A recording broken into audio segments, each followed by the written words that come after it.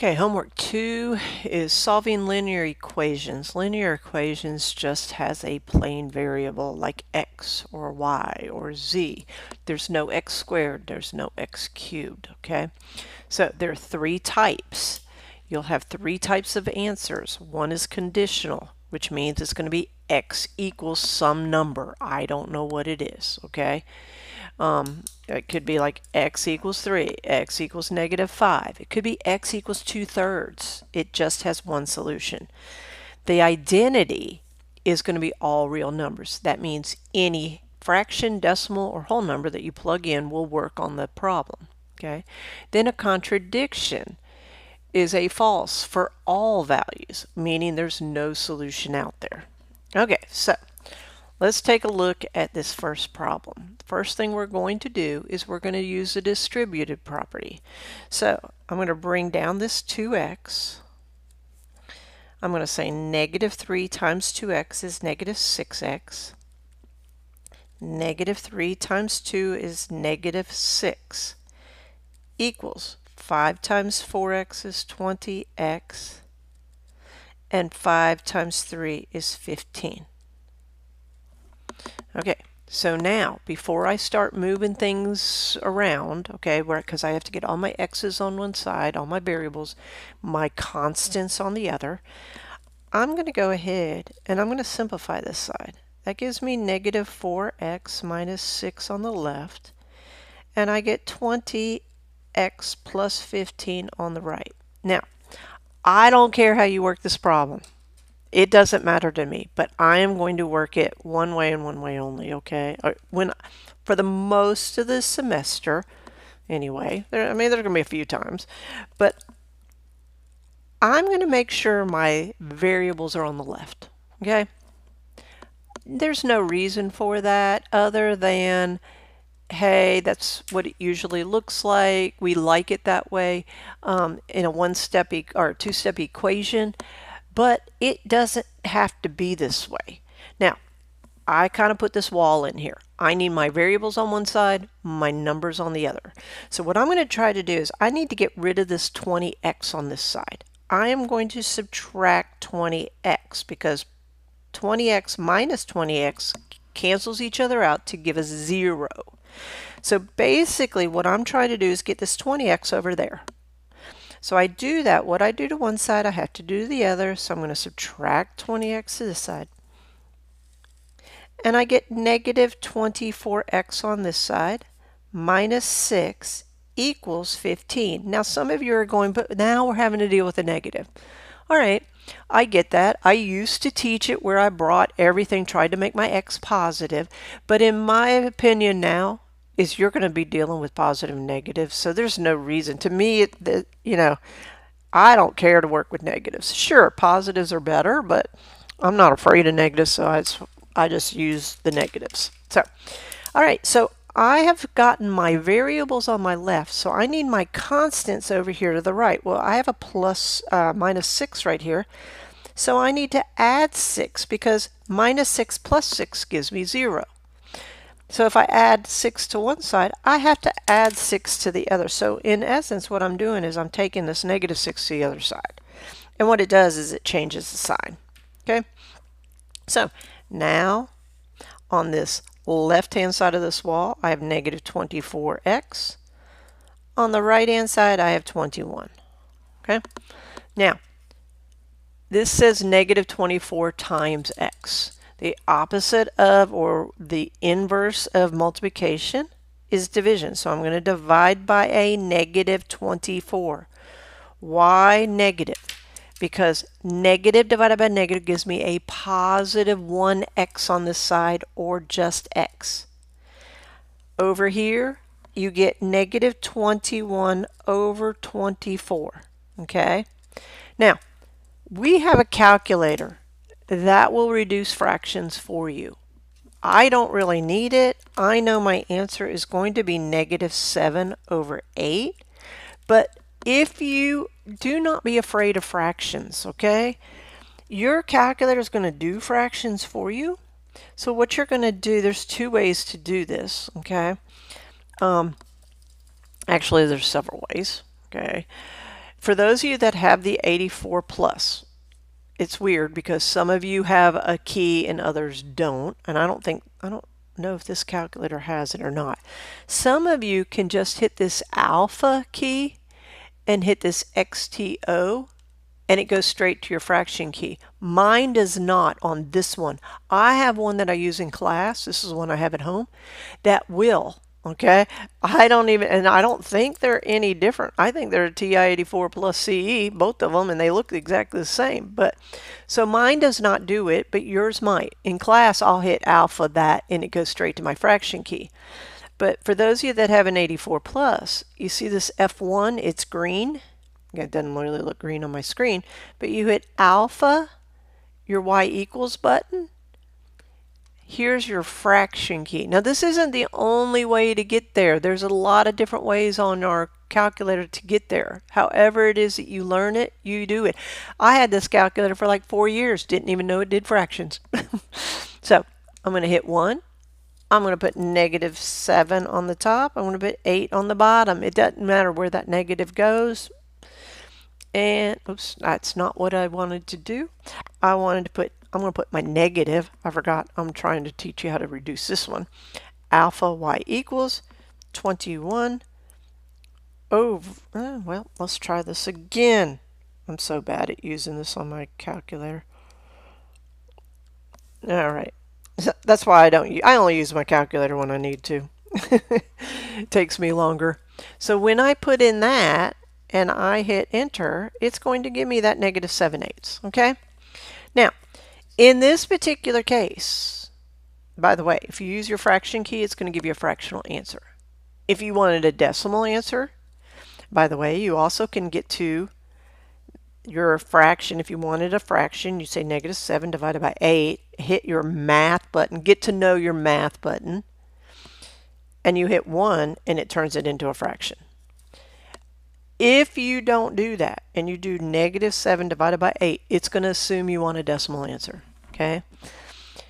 This answer, -7/8 is good. So is -0.875. Okay? These are both acceptable answers. Okay? Because these are exact answers. If you ended up, and I'm going to explain more than I probably have to. Let's say your answer was 7/9. Well, let's say 5/9. If I did 5 divided by 9, this is rounding. That's a rounded answer. That's not an exact answer. So these two things are not equal because it is 0.5 repeating. We don't deal with repeating bars in my class, okay? So pay attention to your instructions. I always go with fraction answers over decimals unless my directions tell me. It depends. If it's 1/2, I'll put 0.5. So whatever I have memorized. Now, so either of these answers is fine. Now, so this is a conditional one. We had a solution. We can check conditional ones. So I'm going to say -7 divided by 8. I am going to store that answer. I am going to store it. And when I hit STO, it comes up this. And I get X. Okay? What I'm telling my calculator to do is to store this under X. So I'm going to hit enter. And it actually turns it into a fraction because that's, what your calculator does. But so right now, anytime on this screen, not on my graphing buttons are up here, but on this screen, anytime I type in X, it's going to plug in -7/8. Okay? So let's look at this. 2x minus 3, beginning parentheses, 2x plus 2, ending parentheses. So the left-hand side, I'm plugging in this -7/8. Okay? So I'm going to see what I get on the left side. So I get this answer here. So if I plug it in on the right side and this answer is right, I should get this -2.5. So the left should equal the right. Now again, to type in X, this is my X button. 5 parentheses, 4x plus 3. And when I hit enter, I get then negative 2.5. So I know this answer is right. I would know it before I even turned in my test. Okay? Now, if we did not have our calculator, then we could get rid of these decimals by multiplying the left and the right by 10, because it's going to move your decimal one place, which is perfectly fine. But because we can use these calculators, and I just leave it as decimals. So this left-hand side, we have 0.6x minus 1.3. I am going to distribute here, and I get, when I say 0.2 times 5, that's going to give me 1. Yeah. So I get 1x, or just x. And then 0.2 times negative 8 should give me a negative 0.4, I think. Oops, let's try 1.4. Oh yeah, I mean 1.6. Sorry, it's been a while since I've done math. I've taken 4 months off. I don't teach in the summer. Okay, so when I say this 0.2 times 8 gives me negative 1.6, I don't know what I was thinking. I wasn't. All right, so now I've gotten rid of my parentheses there. So now I need to get my variables to one side. I'm going to take this x over here. I'm going to get rid of it here by subtracting x. Remember, there's a 1 in front of it. You can write the 1 in there. I just don't need it, but I'll write it in because I'm teaching it.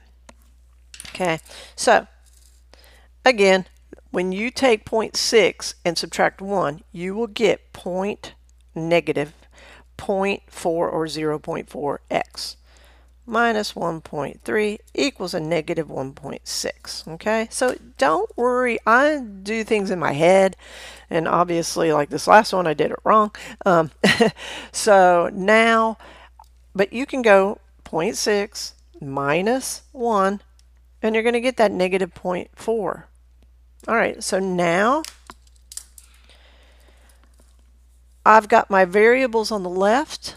I need to get rid of my constant. So I'm going to do that by adding the 1.3 to both sides, because that gives me 0, just like that did.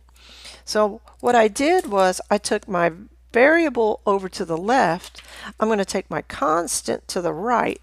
So because later on the semester, I probably won't even do all this. So, but we're not going to skip steps for now, obviously. So I have negative 0.4 x. I'm really lazy about not putting my 0. This here is going to give me negative 0.3 or 0.3. Looks like my pen has some dots there. Okay, so again, you can do this on your calculator. I'm not expecting you to be able to do this necessarily in your head. It's great if you can. Now, be careful here. This is multiplication. You solve that. You will undo it by division. And you don't change the sign. You divide by whatever's in front of that x. So right here, because we want this to be a positive 1 in front of our x, we just don't write it. When you do this, negative divided by negative gives us a positive, and it's going to give us 3/4 or 0.75.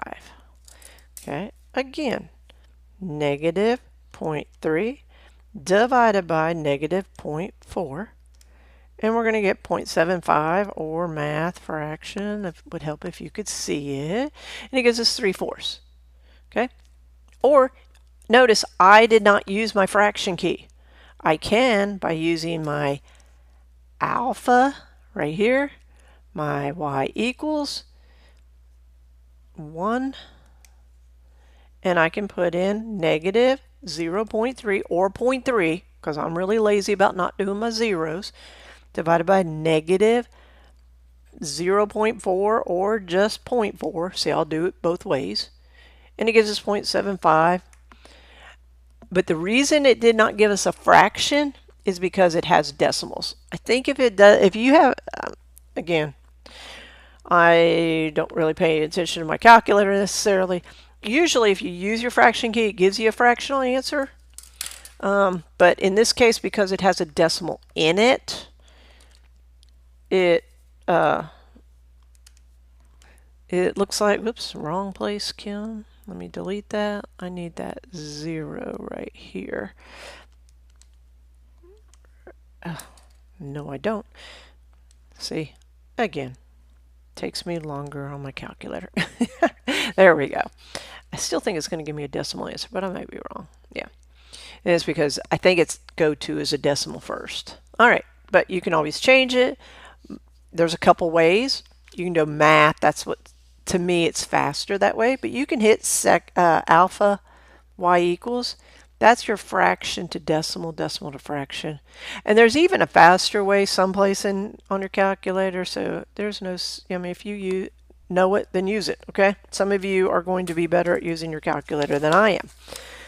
All right, so right now we can check this answer. Right now, under X, we've stored this. Well, now you can do either one. I'm really bad for using my fraction key. To me, I put in 3/4 as 3 divided by 4. If you have an 83, you have to do it this way and use your math button here to get your fraction answer. So I'm going to store